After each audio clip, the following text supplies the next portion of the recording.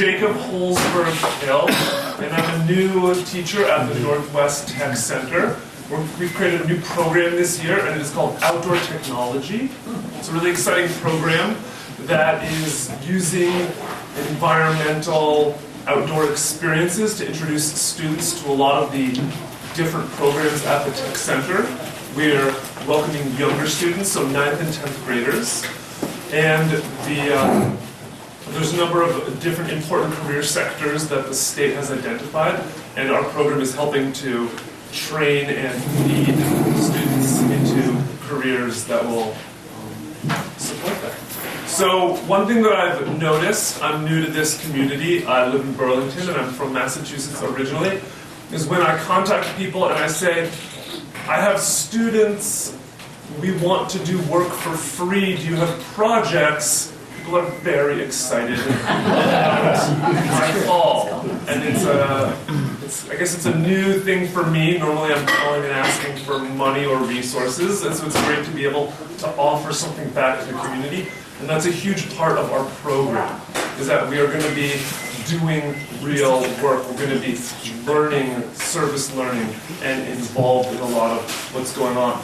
And it's great because talking with some of the members of the community, I was told, well, if you do a good job training them with stormwater and they want to go to school for that, we'll hire them when they return. And that's amazing, and that's the kind of thing that a lot of our students need to hear.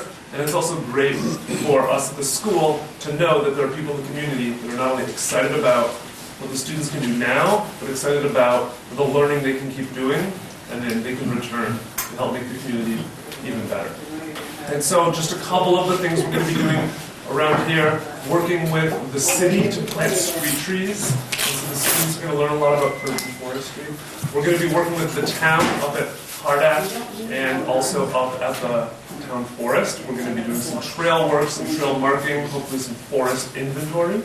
We're going to be also working on some stormwater retention basins and hopefully doing some riparian work, maybe some planting and some clearing. So there's a lot of great activities. And I was brought here today by Karen and Tricia because they are very excited about the students learning some strong ecological concepts and principles while also helping to remove some invasive species from around the community. And we thought it would be a great opportunity for me to talk with you a little bit about invasive species and hopefully not get you too scared, right? You don't want to go home terrified, but just to get a little bit of knowledge, and maybe it'll pertain to the work you're doing, or it'll help you at your next dinner party. That way, right? Okay. So, just a show of hands, has anybody heard the term invasive species before? Okay, and another show of hands, is anybody professionally doing a lot of work with invasive species? Great. Anybody? Hands have gone up, I would have sat down. Okay. So, we have a very large, beautiful, wonderful lake next to us. Does anybody recognize this invader? You're good. Okay. So, you know that zebra mussels can cause a myriad of problems. You know that they're not from here, and as a result, they're not part of our ecosystem, meaning they don't have predators, they aren't susceptible to the diseases. They are supervillains, right? And the supervillains can cost a lot of money. Luckily, we are not forced to deal with the vine that ate the South. Maybe you've heard of kudzu. And these are real pictures. It swallows buildings. You know, it can grow up to a foot a day. And it's true if you're growing giant pumpkins, any of you, those vines can grow up to a foot a day. But luckily, they die over the winter. The kudzu just keeps growing. And so the text at the bottom is a little small, and the angle isn't good, so I'll just let you know that according to the United States Fish and Wildlife Service, invasive species cost $120 billion a year to manage, right? And so you can imagine, or you know about what's going on with our lake in terms of zebra mussels or some of the other large lakes around the country. And so these are species of great concern. And I want to emphasize that not every species that came from somewhere else is a huge problem, right? Vermont has a long history of apple orchards. Apples are not native to Vermont. They're also not a problem. There's some wild apples around. They are wonderful, right? They're a fantastic part of our ecosystem. They contribute. They're a great component. But we don't need to be scared of apples taking over Vermont, right? In the same way that we, I think, do need to worry or at least plan for some of the other species that are coming through. And so one that you may know is Japanese knotweed. And it's actually not in the bamboo family, although it is sometimes called Mexican bamboo. It's in the buckwheat family. So those of you that have ever grown buckwheat, you might recognize the leaves or the flowers. And it's also in the rhubarb family. So those of you that are into rhubarb pies early in the season, I think the only reason rhubarb is turned into pie is because we're just so desperate for fruit, right, that early in the season. Because by August, nobody cares anymore about rhubarb. It's in that family.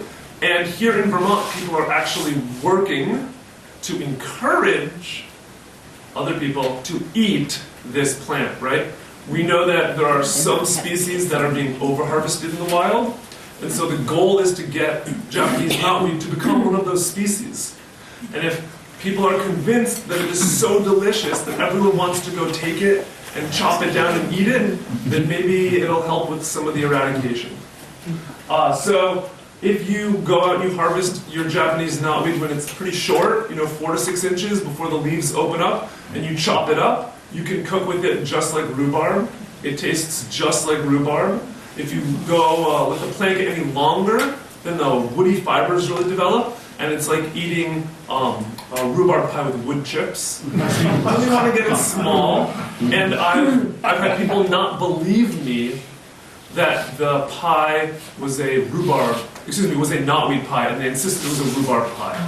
And I picked the plants, I chopped them up, I'm confident what they were, and they were not rhubarb. And so that's great. Although if you are experiencing a problem with knotweed, it's really going to be a challenge to eat it all. I do know a number of people who have found that if you fence off an area and you put pigs inside, then the pigs will eradicate this plant, and then you have a lot of delicious meat at the end of the season. So for a lot of these plants, there are multiple different strategies that we can use to mitigate the problems or the spread. And sometimes is it a knotweed problem, or is it a too much pig food problem, right? And so we can look at these problems differently depending on how we want to approach them. And the challenge with this plant is, as you can see, it grows very, very densely, and it provides a lot of shade. And it's one of the first plants that comes up in the spring. And so as a result, it shades out all of the other plants. And so especially along our riparian areas, along our streams and rivers, that are already very sensitive, as we learned in Irene, and also we've had many other storms. The banks are moving. We need growth that will stabilize the banks, and the knotweed can come in and suppress everything else. And it doesn't feed very many insects. It doesn't feed very many birds. It doesn't do a lot other than look very green and prevent a lot of our other more desirable species from becoming established. So, it's not the best picture, it's a historical picture, but as you can see, we have the street. The street is lined with enormous trees, and they are beautiful vase-shaped trees. This tree was often called the perfect tree. Anybody recognize it? Chestnut. American elm. Chestnut's the other perfect tree. You were correct. In the forest, chestnut was phenomenal, and for wood and all sorts of traditional uses. And I actually removed the chestnut slide today because I didn't want to hit you guys too hard with trees. But everything that I'm going to say about the American elm is also true for the American chestnut, right? It was wonderful. All over the country, cities became elm cities. You could plant it, it could grow up, and then it would spread, or it would close over the street. So all of the streets became beautiful shaded cathedrals. It didn't really interfere with power lines because there weren't a lot of low spreading branches. It could handle the compaction, the pollution, the drought, all of the challenges that face trees in an urban environment, there was no problem for the American elm. But what happened to the American elm? Dutch elm disease, right? So we had a disease come in, and our trees were susceptible, and they got wiped out. So essentially, we lost all of our American elms. There's still a few, right? There's some nice ones on the mall in Washington, D.C., and for $1,000 a pop, they're inoculated every year. So if you have an elm in your house and you're worried about it, you can pay to keep it healthy, but how long do you want to do that, right? It depends what your goals are.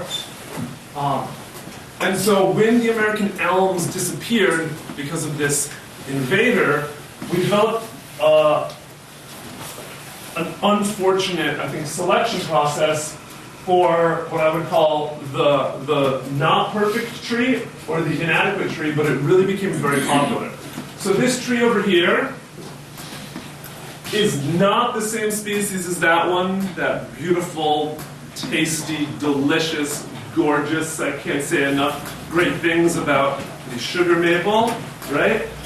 Sugar maples don't do well in urban environments. The compacted soil, the salinity, really challenging. So sugar maples make bad street trees. But this other maple, anybody know this one? Close. We got Norway maple. Norway maple, it does okay. It tolerates urban environments. And sometimes it tolerates them too well, and it spreads. And like maples, it grows well in deep shade. So it can outcompete a lot of other species. Unlike a lot of other trees, it is allelopathic, meaning it actually puts a chemical into the soil that inhibits the growth of other species. So Norway maple can grow really well and prevent other species from growing there. So that's why often, if you're in more urban areas, along a fence row, along the edge of a parking lot, you can see monocultures of Norway maple. So first of all, that monoculture is bad, right? Because if another pest comes in, it's going to wipe it out. Second of all, it's bad because it's spreading, and it's extending past our streets and into places where sugar maples are growing. And anywhere that a sugar maple is thriving, I want it to continue thriving, and I want its offspring to continue thriving in the future, right? Because we have some terrifying new insects. These will keep you up at night. The thing that I think is so amazing is when I put this slide together, both of these had not yet been found in Vermont, right?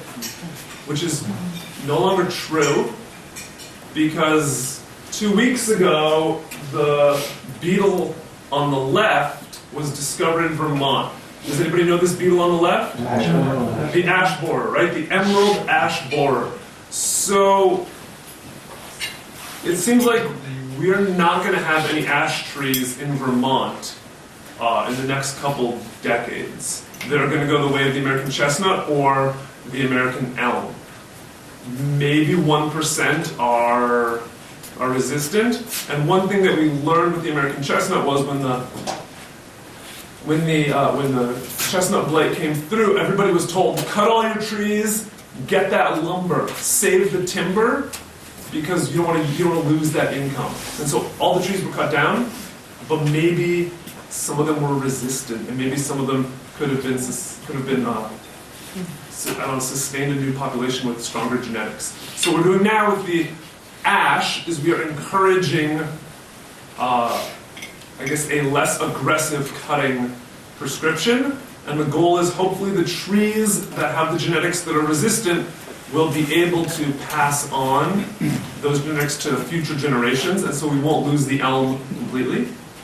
And the one on the left, it's the right for you.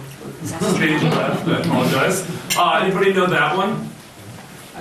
Asian longhorn beetle. The Asian longhorn beetle, right? So the Asian longhorn beetle is a devourer of sugar maples, and it is currently, to our knowledge, not in Vermont, but it's on the way, and it's going to get here. And so one of the goals of our work with the outdoor technology students and with with people in Rotary and in the community is trying to help re-diversify a lot of our urban wilds and a lot of our communities and a lot of our riparian and streamside, lakeside zones. And so we want to have a really healthy, diverse mix of species, and we want the species that are going to support additional species. For example, if you plant a ginkgo tree out on the street, it's beautiful. They're really tough, right? Ginkgo trees survived the atomic blasts in Hiroshima. When we talk about cockroaches outliving us all, we need to think bigger, because ginkgo trees are going to outlive us all. They were here before cockroaches, and they're going to be here after cockroaches. The problem is, if you want that tree to feed insects, which will feed birds, which will fly around the community and sing, a ginkgo tree is not a good tree. But if you want a tree that is going to grow in a concrete hole in the middle of a sidewalk, a ginkgo could be a great tree, right? So it depends what our goals are, it depends what we want, and then every species that we plant or every species that we select for by not removing is going to provide different ecosystem services and different homes and habitats. And so I'm really excited for a lot of the work that we're going to be doing with our students, because this stuff is constantly changing, right? We know that the information we have now is the best information, but by this time next year, the students might be operating under different parameters, right? We might have different goals. And so it's exciting. We're working with lots of different people in the community, foresters, and fish and wildlife, and lots of people who own businesses and manage property. And so the goal is to teach the students all of these hands-on outdoor skills and to help them understand the decision-making and management factors, and so they can really contribute as they get older, and they can really be flexible. Great, thank you. I think that was a bit long, I apologize. Oh, great. Any questions?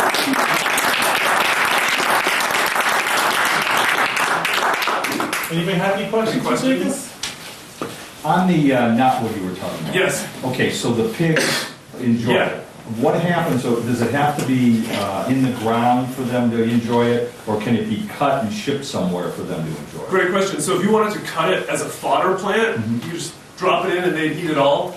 The problem is the roots are very aggressive. Yes. And So they're like, just gonna- like if you have a mint at your house, right, you only have to plant it once. And so the nice thing about pigs is they'll eat the top, and then they'll keep digging and pull everything else out. But definitely, if you wanted, you could create a permanent fodder system for those pigs. Absolutely.